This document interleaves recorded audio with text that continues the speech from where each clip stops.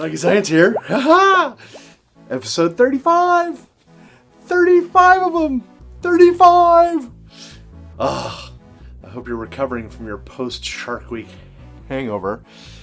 A few okay ones in there, but most of it was pseudoscience and sensationalism at best. But it's starting to settle down. Anyway, on to bigger things. And the big thing is the Panama Canal's 100 years old! And they've been renovating it, upgrading it, because a lot of the big vessels now are too big to fit in it. So, on its 100th anniversary, they're talking more about it. And it turns out that the Army Corps of Engineers has been working on it since 2007. It's slated to be finished in 2016, and currently a third of the ships in the world don't fit. And a lot of them are a tight squeeze. So by 2030, it was projected that 2/3 of the ships wouldn't fit. So they had to do something about it. The new renovations are going to make it able to fit ships up to 1,400 feet long. That is just wacky. That's in excess of 400 meters, 450 meters. They're going to handle ships 180 feet wide. That's over 50 meters. And is slated to be at full capacity and working by 2016, as I said. It will handle 2 times the cargo capacity, which means a lot of the Asian ships that offload in LA are going to be able to go directly to the East Coast. So, interesting developments. It's been done 100 years ago, so the environmental impact is already there. Obviously, this competes against Nicaragua's canal, if that ever happens. But that does appear to be moving forward. So, World Commerce and Trade and Steamship Association stuff. Marine Technologies. Out of Seattle, very cool news. All-female, all-young teenager team of robotics aficionados are going to represent the U.S. The only team, all-female, from the ages of about 13 to 17, are going to go to the Black Sea International ROV Competition and Exhibit. Good luck, girls, women, young women. And it's Haley McConaughey, Hannah, her older sister McConaughey, and Anika Hustard. Way cool. Way cool.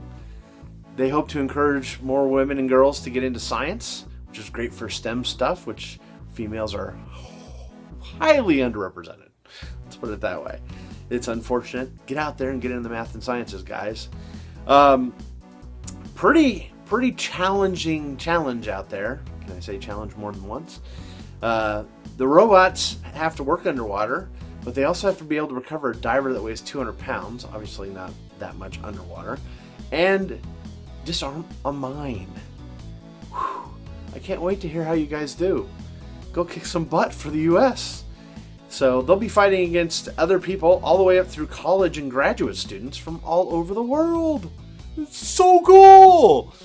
And they've made it for a budget of only $500. So good on you guys. You go kick some butt. Sad news. Taiji dolphin season, The Cove, opens their hunting in September 1st, and they set their quota at 2,000 dolphins for slaughter.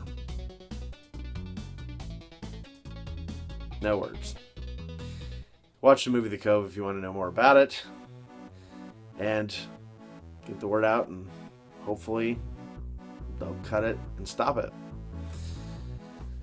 Ugh, very, very sad news. SeaWorld's being investigated by its investors. Apparently some of the investors think they lied about how well they were doing, because their profits are way down, as we reported last week. And they're being investigated by the Shareholders Foundation. And they're going to look into whether what they said were true to their investors. So the big stock price obviously pissing some people off, but indicative of the loss of favor for a lot of tourists out there. A lot of movement to not encourage marine mammal programs in tourist stops and travel as well. SeaWorld has also dropped their countersuit and appeal to the OSHA ruling that no trainers can be in the water with killer whales. So I guess that means they are not going to try to attack that anymore. Hopefully it makes the trainers safer that are still working there. New Zealand bans shark finning on dead sharks. They had already banned it on live sharks. And what they did is they're disallowing the discarding of the dead body back into the ocean. So the whole shark has to come back in when it's fished. It's an improvement. We'll see how that affects things. It's a step in the right direction. So good on you, New Zealand. Keep up the good work. Now, you just need to do it for the Maui dolphin. And the hectors. Highly endangered. Yet you're not protecting them, are you? Anyway. Good on this one, though. Oh, crazy. Goliath grouper ate a 4-foot shark in one gulp. That's just crazy. Nutty, I tell ya. Goliath grouper get huge, and they can swallow very large things whole. And there are areas of the world where spearfishermen worry more about Goliath groupers than sharks. They're generally very docile, and they are protected in Florida. But this one got a shark that was caught on a line. Nutty. Check it out on YouTube. More strange drought news in the western U.S. This isn't about the water so much as the lack of the water. The lack of water is actually making the Earth's crust rise. The weight of the water weighed it down, compressing spring-like action.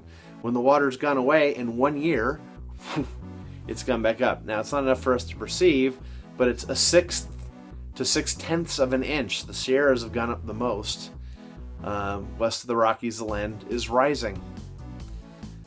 That's just nutty. Who would have knew? Who would have knew? Who would have knew? Anyway, hopefully El Nino will kick some rain our way and we can recharge some of those aquifers, because as we talked about last week, the aquifers are hurting. And once that water's gone, oh boy, life is a whole lot worse. Anyway, very cool news out of Alabama. A Nevada company called Algae Systems is piloting the first biodiesel algae plant. And they're using sewage, waste water, to fertilize the algae. The algae cleans that water. They squeeze out the material that the algae grow, which is a lipid, and it comes out looking a lot like diesel. They add hydrogen and it's essentially diesel. Diesel from algae! And the remaining bits can be used as fertilizer. So it's a win-win. Hopefully it goes well. Hopefully it's economically viable so they can scale some of that stuff up. But that's exciting news. That's really exciting news. I can't wait to see. We've reported on biodiesel from algae before, but this is the first time in industrial scale operations beginning to happen. So good luck, guys, and I hope to hear more about it. And amazing news, kind of on the El Nino front. They say we're not having a very powerful one, although scalped hammerhead shark off San Diego. Shark diving. Hung out for like 3 hours. Like a 7-8 footer female. That's crazy. Crazy. But really cool sighting for those that saw. Scalped hammerhead. They're usually way further south into the Baja of Mexico, Baja region, and the Sea of Cortez, and in the Pacific, but way further south. So this goes right there with the Opa and the yellowfin tuna and all the other mahi-mahis we're seeing, turtles and all kinds of southern type folk making their way up this way. I tell ya, water stays this warm, we may get a hurricane up this way. I hope not. I'm just saying. Anyway, guys, hope you're having a good week. Send your suggestions, subscribe, check us out on social media, and get out in the water, find some adventure, and get soggy.